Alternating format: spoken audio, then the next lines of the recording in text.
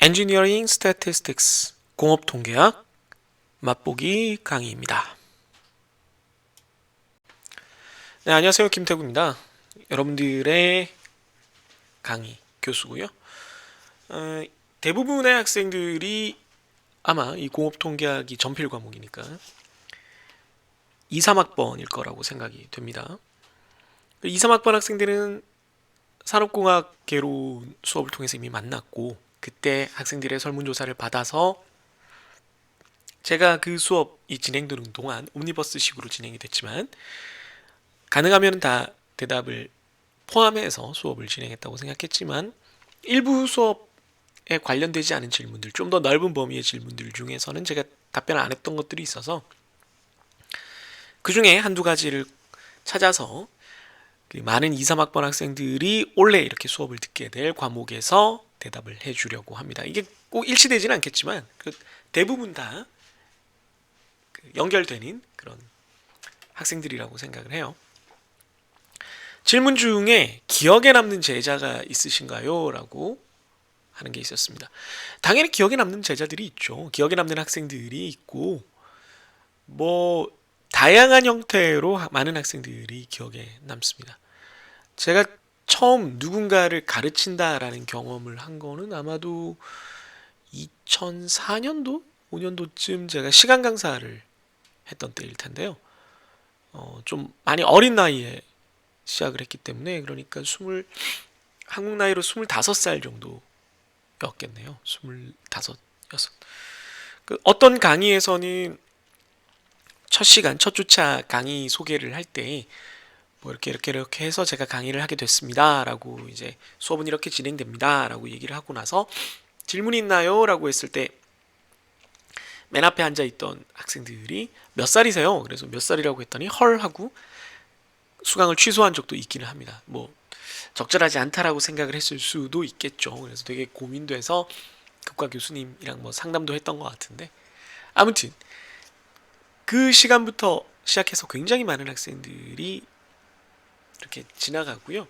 그 전에 과외했던 시절을 따져봐도 기억에 남는 학생들이 있습니다. 근데 제자라고 부르는 게 적절한지는 모르겠고,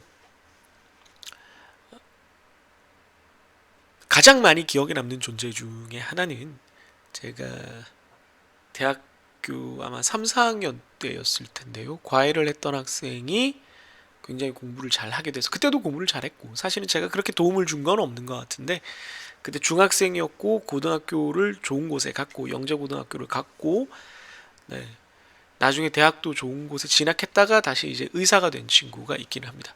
의사가 되고 나서도 한 번 정도 만났었는데요.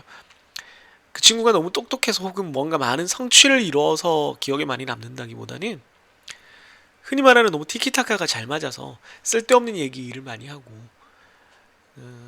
과외 첫 시간이었는데 아마도 저를 떠보려는 거였는지 아니면 진짜로 순수하게 그런 것에 궁금증이 많아서인지는 모르겠지만 스타크래프트에 대한 질문, 게임에 대한 질문 하나와 그다음에 이제 상대성 이론에 대한 질문 하나를 했는데, 둘 다 다행히 그 당시에 제가 아주 잘 대답을 할 수 있는 것이어서 이야기가 술술 풀렸던 기억이 납니다.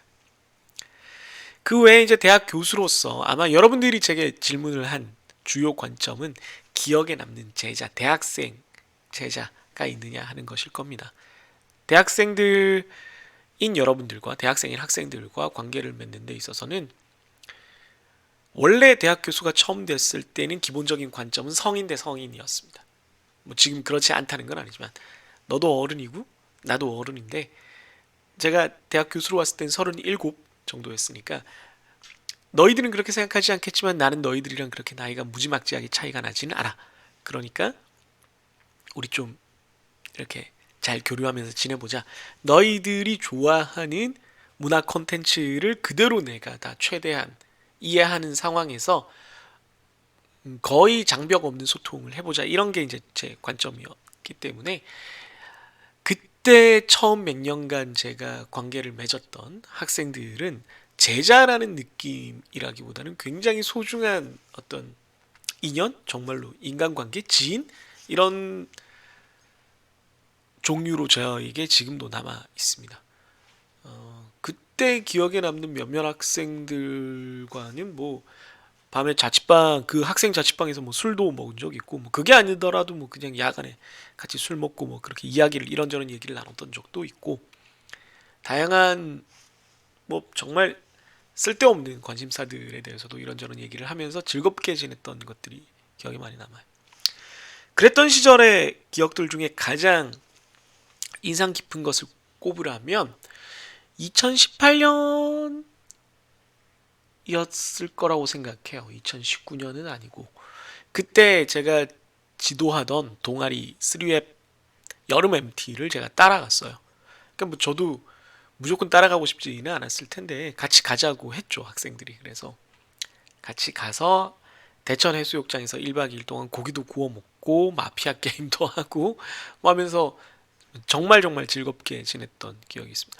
학생들이 저 때문에 조금 불편했을지는 모르겠지만 뭐 마피아 게임 할 때 저를 죽였던 걸 보면 딱히 그런 것 같지는 않은데 예, 도움이 많이 돼서 기뻤던 것 같고요. 그러니까 제가 학생들을 이해하는 데 도움이 많이 돼서 기뻤던 것 같고요. 거리도 많이 좁아진 것 같고 제가 원래 원하던 그런 학생들과의 교류가 된 것 같아서 아주 인상 깊은 경험이었습니다. 그때 저를 이제 초청해 주었던 그때 당시의 동아리 회장인 학생과 그때 당시에 최고참이었던 학생 그 두 명이 참 기억에 많이 남고요. 그 두 명의 학생은 뭐 그때도 그렇고 그 이후에도 그렇고 늘 참 여러모로 자기 일에 책임감도 있고 많은 학생들을 잘 이렇게 이끌고 가면서 어색하지 않게 힘들지 않게 자기의 곁을 잘 내어주는 훌륭한 인간관계의 어떤 기술이라고 표현하면 좀 그렇고요. 천성과 어떤 능력치를 가지고 있는 친구들이구나라고 느낍니다. 그래서 뭐 기억에 남는 제자라면 일단 그 학생들이 있을 거고요. 반대로 또 뭐 제가 더 많이 도와주었으면 좋겠는데 반대로 제가 좀 더 신경을 썼으면 나아질 가능성이 있지 않았을까? 혹은 그게 뭐 꼭 나쁜 상황이 아니더라도 이런 부분을 내가 더 챙길 수 있지 않았을까라는 안타까움이 있는 학생들은 지금 당장 대여섯 명 이상이 머릿속에서 지나갑니다. 뭐 미안하기도 하고 안타깝기도 하고 또 스스로 돌이켜봐도 어쩔 수 없었다라고 뭐 자기 변명을 하게 되기도 하고 그렇습니다.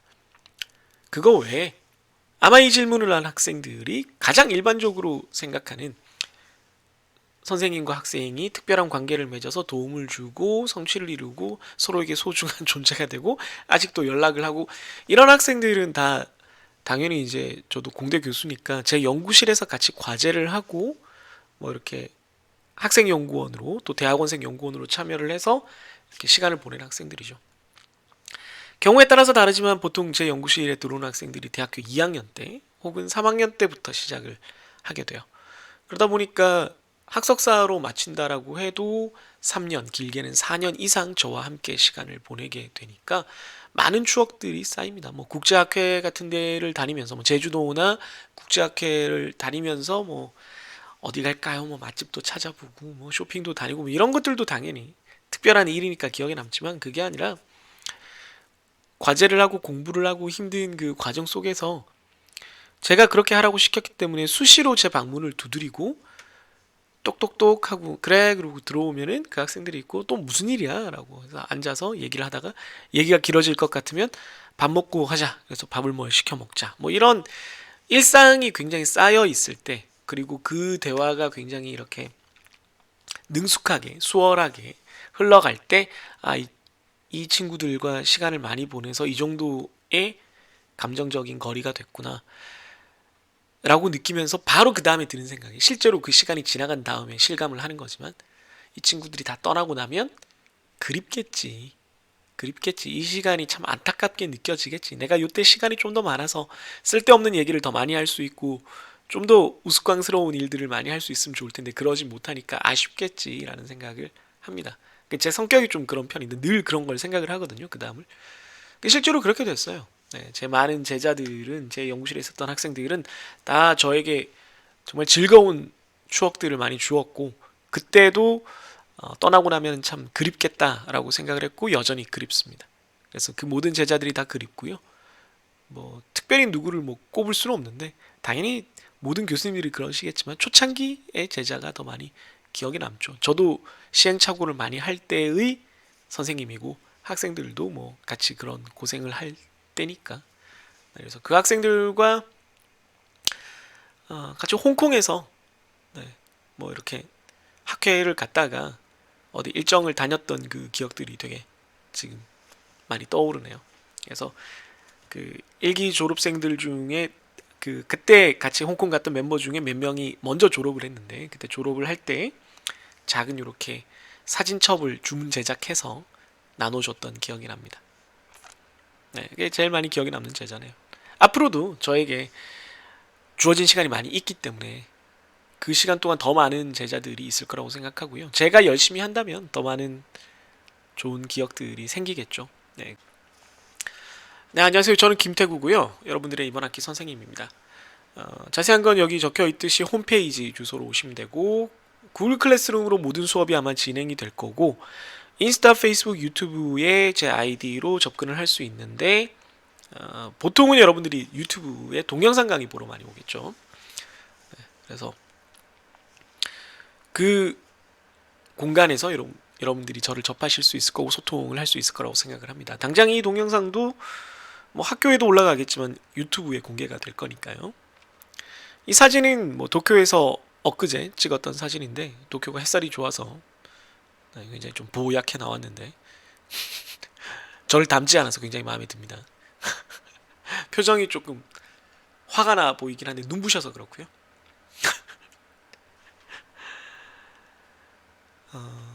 저에 대해서 뭐 다르게 설명할 게 또 필요한지는 모르겠는데 저는 206호에 있고 엔사동 206호에 있고 학생 여러분들이 언제든 좀 자주 찾아와 줬으면 하는 바람을 가지고 있습니다. 물론 예전에 비해서는 제가 연차가 쌓이면서 이런저런 잡무들을 의무적으로 좀 맡아야 되는 것들이 많이 생기면서 시간이 좀 부족해졌어요. 그렇긴 합니다. 그러나 여전히 학생들과의 소통이 매우 매우 중요하다고 생각하는 선생님이기 때문에 또 그게 당연한 것이기 때문에 많이들 연락을 해주셨으면 좋겠습니다. 그래서 산업공학의 한 부분인 이 교과목 공업통계 전필이잖아요. 이 교과목을 설명하기 위해서 산업공학부터 설명을 해야 되는데요. 아마 1학년 때 상공개론에서도 설명을 했을 거고 경제성공학 듣는 친구들은 거기서 제가 이걸 꽤 길게 설명을 하기 때문에 여기서는 조금 짧게 핵심만 이야기를 해보도록 하겠습니다. 인더스트리얼 엔지니어링은 산업공학이라고 부릅니다. 우리 과는 산업경영공학인데 인더스트리얼 앤 매니지먼트 엔지니어링이라고 부르는데 이게 그게 나쁘다는 게 아니라 산업이라는 단어가 우리나라에서 주는 어감이 너무 공장, 무슨 제조업 현장 이런 느낌을 주다 보니까 실제로 산업공학이 다루는 학문의 영역이 우리나라 사람들이 생각하는 고정관념 단어에 좀 더 잘 부합돼서 설명될 수 있도록 하기 위해서 산업경영공학이라고 설명을 한 겁니다. 공학경영, 공업경영이라고도 불러요. 그러니까 매니지먼트가 틀린 말이 아니라 맞는 말인데 학문적인 정의 자체로는 학문 용어로서는 여전히 산업공학입니다. 그래서 산업공학이라는 말을 보면 공학인데 앞에 산업이 붙었어요. 공학과 과학을 우리가 나눈다라고 했을 때 더 넓게는 공학도 과학의 일부분으로 보기는 합니다. 그런데 좁게 봤을 때 과학은 이해를 하는, 발견을 하는 학문입니다.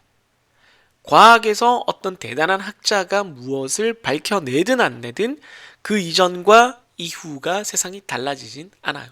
물론 달라지죠. 달라지는데 있었던 일이 바뀌진 않습니다.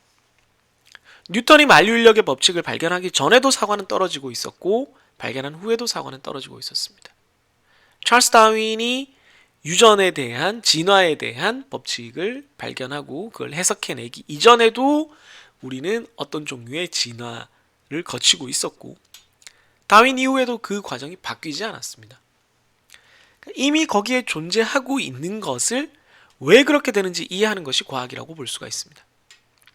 뭐 과학, 철학 들어가고 이러면 좀 복잡해집니다만은 우리가 일반적으로 정의하는 과학은 그런 겁니다. 그럼 공학은 뭐냐? 이해도 필요한데요. 이해보다는 문제 해결이 중요합니다. 공학의 전후는 무언가가 바뀌어 있습니다. 공학의 전후는 문제와 문제가 해결된 상태로 나뉘어집니다. 그래서 무언가를 만들어서 어떤 문제를 해결하는 것, 그것이 엔지니어링이라고 요약을 할 수가 있고, 문제를 해결하기 위해서 과학을 보통 사용을 하죠. 그럼 아래쪽에 IE, Industrial Engineering과 Others, 나머지 다른 것들이라고 비교가 되어 있는데, 이때 다른 것들은 다른 공학을 의미합니다. 기계공학, 화학공학, 컴퓨터공학, 전자공학 뭐 이런 것들이 있죠. 이런 공학들은 앞에 붙은 말들이 문제를 해결하기 위해서 사용하는 도구들의 이름입니다. 전자공학은 전자로, 전기나 전자로 문제를 해결하는 거고요. 전기공학, 전자공학. 기계공학은 기계장치로 문제를 해결하는 겁니다. 쉽게 말해서 사과가 나무에서 떨어진다. 그런데 벤치에 앉아있는 사람이 다칠 수 있다. 사과가 나무에서 떨어지는 걸 그냥 이해하는 건 과학이고요. 사람 다치는데 어떡할 거야? 라고 했을 때 A. 벤치를 옮긴다. B. 나무를 옮긴다. C. 나무를 없앤다. D. 벤치 위에 뭔가 뚜껑을 씌운다. 뭐 여러 가지 방법들이 있겠죠. 뭐 D, E, F 뭐 계속 있겠죠. 그 중에 하나를 선택해서 문제를 해결하는 게 공학이라고 볼 수가 있겠습니다. 그런데 화학공학자라면 사과에다 화학약품을 주사해서 사과가 안 맺히게 하거나 맺히더라도 사과가 작게 만들거나 아니면 물렁물렁하게 만들어서 떨어져도 안 아프게 하거나 아니면은 맺힌 다음에 사람이 뜯지 않으면 떨어지지 않게 만든다거나 뭐 여러 가지 다른 방법을 쓸 거고요. 기계공학자는 뭐 벤치 위에 뭘 이거 덮는다거나 아니면 사과나무의 가지가 이쪽으로 하도록 뭐 유도 이걸 만든다거나 뭐 이런 방법을 쓸 겁니다. 여러 가지 방법들이 다 있겠죠. 그럼 산업공학은 뭐냐? 산업공학은 우리 산업공학도들이 스스로를 일컫는 말이니까 아무래도 좀 이제 독특하게 설명을 하겠죠. 특별하다고 얘기를 하겠죠. 저도 이제 산업공학도니까 특별하게 얘기를 하자면 모든 공학 학문 중에서 앞에 붙은 단어가 도구가 아니라 문제가 존재하는 영역 그 자체인 경우입니다. 우리는 산업에 존재하는 문제를 해결합니다. 단순한 호기심이나 단순한 어떤 생활 속의 사소한 문제들이거나 뭐 다른 문제들이 아니라 실제 우리가 부가가치를 만들고 생산품을 만들어내는 서비스와 재화를 만들어내는 과정에서 겪는 실질적인 문제들을 해결하려는 공학이다. 그러니까 이게 경영이랑 같은 거죠. 경영이랑 같은 건데 공학적 마인드로 해결을 하는 겁니다. 뭔가를 만들어서 해결을 해내는 거라고 볼 수가 있습니다. 그래서 우리는 문제를 찾아다니는 사람이에요. Problem seekers라고 불리고요. 자꾸 많이 넘어가네요. 왜 이렇게 되죠? 문제를 찾아다닌다는 것은 경영에서 우리가 일반적으로 얘기를 했을 때 경영 의사결정이라는 말을 많이 쓰는데 바로 그 지점을 해결하는 사람들이기 때문에 decision and choice의 전문가, 선택의 전문가가 됩니다. 혹은 다른 표현으로는 여기 오른쪽에 있는 짤방들처럼 여기처럼 engineers make things, 공학도는 무언가를 만든다. 엔지니어는 무언가를 만들어낸다. Industrial engineers make things better. 산업공학도라는 것은 무언가가 더 낫게 만들어내는 사람이다. 무언가를 더 좋게 만드는 사람이다. 그러니까 단순히 문제를 해결하는 데에서 끝나는 것이 아니라 가장 좋은 방식으로, 최적의 방식으로 문제를 해결하는 데 관심이 있는 사람들입니다. 산업 현장의 문제라는 것은 제품이 생산되고 있다, 생산된다 안 된다 이런 것도 있지만 더 나은 제품, 더 적은 비용, 더 낮은 불량률, 더 빠른 속도, 더 높은 정확도 뭐 이런 것들을 우리가 추구하는 거잖아요. 그런 것에 대한 답변을 내리는 사람이 산업공학도다라고 볼 수가 있겠습니다. 그래서 제가 산업공학회 홍보분과 이사이긴 한데요. 산업공학에서 어떤 내용을 배우나요? 뭐 이런 거 팜플렛을 만들었었어요. 그래서 경영과 경제성공학부터 해서 뭐 정말 많은 과목들을 다루잖아요. 이런 것들을 배우는데 우리 과에도 대부분 있는 과목들이고요. 또 경우에 따라서는 학과마다 조금씩 명칭은 바뀝니다만은 산업공학의 이러한 스코프, 범위의 학문들을 배우는 데 있어서 다양한 것들이 기본을 이루긴 합니다. 근간을 이루긴 하지만 그 핵심에 저는 statistics, 통계학이라는 게 있다라고 보고 통계학과 컴퓨터 프로그래밍 결합하면 요즘 가장 핫한 빅데이터가 되죠. 그게 뭐 디시전 메이킹이랑도 관련이 있지만 또 통계와 컴퓨터 프로그래밍 결합해서 시뮬레이션이라는 교과목을 우리가 배우기도 하고 통계학과 의사결정이 결합해서 비즈니스 어널리틱스 쪽으로 가기도 합니다. 뭐 혹은 기술 경영에도 관련이 있고요. 그래서 이런 것들이 개별적으로 혹은 결합해서 다른 것으로 혹은 결합해서 또 다른 게 보태져서 우리가 산업공학이 다뤄야 되는 다양한 문제들 그리고 그 문제들이 대표하는 교과목들로 이어지게 되는데 그때 그 중에 가장 핵심이 되고 가장 넓은 주춧돌이 되는 것이 뭐냐 하면 뭐 제 생각에는 이론의 여지 없이 모든 산업공학과 교수님들 학문 전공자들이 1번으로 통계를 꼽을 겁니다. 통계가 우리 산업공학과 사람들의 기본 언어가 되는 거예요. 통계적인 언어가 핵심입니다. 그래서 이번 학기에 우리가 배우게 되는 내용은 Fundamental Theories and Concepts of Statistics. 당연히 통계의 기초적인 이론과 개념들을 배우게 됩니다. 근데 이게 뭐 probability, 확률, distribution, 분포, 데이터, 자료, statistical summary and graph, 기술 통계량이나 통계 요약과 그래프 같은 것들을 배우는데 이게 여러분들 1학년 때 다 어느 정도는 배웠어요. 그렇기 때문에 배우기는 하나 조금 빨리빨리 지나갈 수도 있을 겁니다. 다음, Basic Tools for Industrial Engineers. 산업공학도들을 위해서 산업공학도들이 가장 많이 쓰는 기본 도구들, 통계적 도구들에 대해서는 조금 더 시간을 들여서 배울 겁니다. 샘플링, 표본, hypothesis test, 가설 검정, 아노바, 분산 분석, 리그레션, 뭐 회귀 분석 이런 것들에 대해서는 조금 더 시간을 두고 제가 여러분들에게 학습을 독려를 할 겁니다. 그래도 참 한 학기가 짧아요. 통계라는 것이 범위가 넓기 때문에. 그럼 이걸 그냥 이렇게 이론적인 것만 배우고 끝내느냐? 이게 항상 여러분들의 문제더라고요. 아까도 말했지만 산업공학에서 배우는 많은 교과목들이 통계에 기반을 두고 있고 통계가 어마어마하게 중요하다고 말씀을 드렸잖아요. 그렇다는 얘기는 그 이후의 교과목들에서 통계에서 이렇게 배운 것들이 계속 쓰이는데 여러분이 다 까먹어요. 저도 통계적 품질 관리를 몇 년 동안, 수년 동안 가르쳤는데 여러분들이 계속 까먹고 나타나. 다시 가르쳐야 된단 말이죠. 특히나 그때 여러분들이 필요할 때는 이걸 직접 계산에 써야 되는데 계산을 못하는 지경에 이른단 말이죠. 그래서 물론 엑셀로 하는 경우도 많지만 Practical Application with Computer, 컴퓨터를 이용해서 이걸 실질적으로 활용할 수 있는 응용력에 있어서는 R 랭귀지를 쓰려고 합니다. 제가 보니까 기초통계에서도 R로 배우는 학생들도 있고 해서 파이썬도 옵셔널로 그러니까 선택 가능한 영역으로 두려고는 하지만 기본적으로는 R 랭귀지를 쓰려고 합니다. R이 우리가 배운 통계의 결과를 시각적으로 이렇게 표현해서 보기에 혹은 다양한 통계를 처리하기에 가장 간단한 툴이라고 제가 생각이 되기 때문이에요. 물론 SPSS도 있습니다만 이렇게 보니까 배울 게 좀 많아 보이죠? 괜찮습니다. 차근차근 배우면 되고요. 아까도 말씀드렸지만 여러분들이 핵심적인 개념과 그게 뭔지 그리고 아주 간단한 예제만 이해하면 그 다음은 여러분들이 계속 다른 교과목에서 쓰면서 또 익힐 기회도 있을 겁니다. 그래서 여러분들이 두려워하지 않았으면 좋겠고요. 요 왼쪽 짤방은 인터넷에 있었던 되게 유명한 미용실에 관한 남자들의 이야기죠. 머리를 이상하게 자르는 사람 짱시룸. 미리 말을 해. 쉽지 않은 뭐 이런 얘기가 있죠. 남자들이 진짜 그걸 얘기하는 게 되게 쉽지 않습니다. 저도 그렇고요. 수업 어렵게 하는 교수들이 싫다. 내가 잘 못 알아듣는데 그냥 지나가는 교수들이 싫다. 이런 마음가짐을 가진 학생들이 많이 있는데 얘기를 하세요. 얘기를 해주셨으면 좋겠습니다.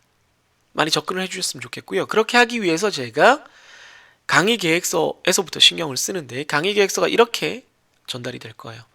구글 스프레드시트로 한 3페이지 정도로 구성된 강의 계획서가 전달이 될 겁니다. 첫 페이지가 일반적으로 여러분들이 보는 강의 계획서의 내용들을 담고 있고 두 번째 페이지에는 구글 클래스룸에 매주 강의 자료랑 그 컨텐츠들이 올라가는데 과제랑 이런 것들이 이번 주에 뭘 해야 되는지를 여러분들이 빠뜨렸을까봐 구글 클래스룸에는 과제 파트, 강의 자료 파트 이렇게 나눠져 있으니까 주차별로 제가 다시 한번 여러분들이 이번 주에는 무슨 강의 자료를 봐야 되고 무슨 동영상을 봐야 되고 무슨 과제를 해야 되는지 요약해서 다시 한번 써드릴 겁니다. 그리고 죄송합니다. 세 번째 시트에는 여러분과 질의응답을 한 내용을 어느 학생이 질문을 했던 요약을 해서 그리고 제 답변도 요약해서 올려놓을 겁니다. 질의응답에 대해서는 점수도 보너스로 줄 거고요. 이게 구글 스프레드시트는 웹 문서이기 때문에 제가 고치면 실시간으로 반영돼서 여러분들이 볼 수가 있어요. 그래서 수시로 확인을 했으면 좋겠고요. 질문을 하는 방법이 당연히 이제 유튜브로 동영상이 올라가니까 유튜브에 댓글을 달아도 되고 구글 클래스룸에 그 과제나 강의 자료에 바로 댓글을 달아도 됩니다. 전체 오픈 채팅을 제가 항상 만드니까 거기에다가 글을 올려도 되고 겐톡을 해도 됩니다. 당연히 메일로 보내도 되고요. 뭐 전화를 해도 괜찮겠고요. 아니면 줌을 하자고 해도 괜찮겠습니다. 아니면 똑똑똑똑똑똑똑 교수님 하고 찾아오거나 수업 시간에 바로 옆에 다가와서 질문을 해도 괜찮겠습니다. 페페의 표정이 점점 어두워지는 건 여러분의 표정인 거지 제 표정이 아니에요. 저는 반대로 제가 이걸 여러분들이라고 상상을 하고 학생 여러분이 이쪽으로 가면 갈수록 직접 만나는 쪽으로 가면 갈수록 점점 땀을 흘리면서 어려워할 거라고 질문을 하는 게 어려워질 거라고 두려움을 느낄 거라고 제가 생각해서 페페를 넣은 거지 제 입장에서는 직접 찾아와서 바로 질문하는 게 제일 쉽습니다. 제일 답변하기도 빠르고 오히려 이제 왼쪽으로 갈수록 까먹지 않고 바로 답변을 하면 괜찮은데 이거 보고 조금 이따 해야겠다 이러고 까먹을까봐 이제 걱정이 되는 거죠. 그리고 어느 쪽으로 질문을 하건 제가 다 이렇게 스프레드시트에 요약을 해놓을 테니까 다른 학생의 질문도 참고할 수 있습니다. 다른 학생 모두에게 도움을 줄 만한 질문을 했다. 그러면 보너스 점수가 크겠죠. 그래서 여러분들과 제가 최대한 좀 가까이 소통할 수 있도록 모든 종류의 채널을 다 열어놨다는 걸 여러분들이 기억해 주시면 좋겠고요. 여기에 해당하지 않는 그 어떤 채널로 저한테 질문을 해도 괜찮습니다. 뭐 봉화를 날리거나 뭐 전서구를 날리거나 종이 비행기를 날리거나 뭐 어떻게 가능할지 모르겠지만 뭘 해도 괜찮습니다. 많이 얘기를 나눠봤으면 좋겠고요. 네, 이건 제 쌍둥이 딸들입니다. 이제 만 4세가 됐는데요. 네, 얼마 전에 어린이집에서 서로 뭐 이를 닦아주는 놀이를 했나봐요. 그래서 그거에 관련된 사진을 어린이집에서 보내주셨길래 너무 밝아 보여서 제가 이렇게 사진으로 쓰고 있는데 아이를 키우면서 제가 좀 뒤늦게 아이를 낳게 됐는데 좋은 점은 제가 여러분들을 정말 자식처럼 생각한다는 거죠. 그러니까 여러분들을 자식만큼 사랑한다는 게 아니라 그건 불가능하고요. 그럴 수도 없고요. 제 만 4세 된 제 자식들처럼 이게 못 알아듣는구나. 못 알아듣는 것이 정상이구나. 얘기를 해줘도 까먹는구나. 얘들이 내 얘기를 귀등으로도 안 듣는구나. 내 자식도 나한테 이러는데 학생들이 오죽하겠는가. 뭐 이런 생각을 할 수 있게 된다는 것이죠. 좀 더 시야가 넓어졌다. 그렇다고 너그러워졌다는 뜻은 아니고요. 여전히 화를 내고 다그치고 너네 왜 그러냐라고 하겠지만 돌아서서는 그래 내가 다시 한번 시도해야겠구나라는 어떤 불굴의 의지, 포기하지 않는 마음, 지치지 않는 집요함, 끈질긴 악당 뭐 그런 것이 되어가는 것이죠. 그래서 저도 최선을 다할 테니까 학생 여러분들도 어차피 저 사람은 포기하지 않는다. 저 사람은 계속 우리를 몰아세울 것이다. 라는 마음가짐하에 저에게 적극적으로 다가와서 많은 얘기들을 해주었으면 좋겠습니다. 다시 한번 말하지만 이 과목은 너무너무 중요한 과목이고요. 오랜만에 제가 이 과목을 가르치게 됐는데 저도 최선을 다할 것이고 여러분들도 함께 최선을 다해봤으면 좋겠습니다. 네, 그럼 여기까지 맛보기 강좌를 마치도록 하죠. 여러분들 수업 시간에 만나도록 하겠습니다. 안녕히 계세요.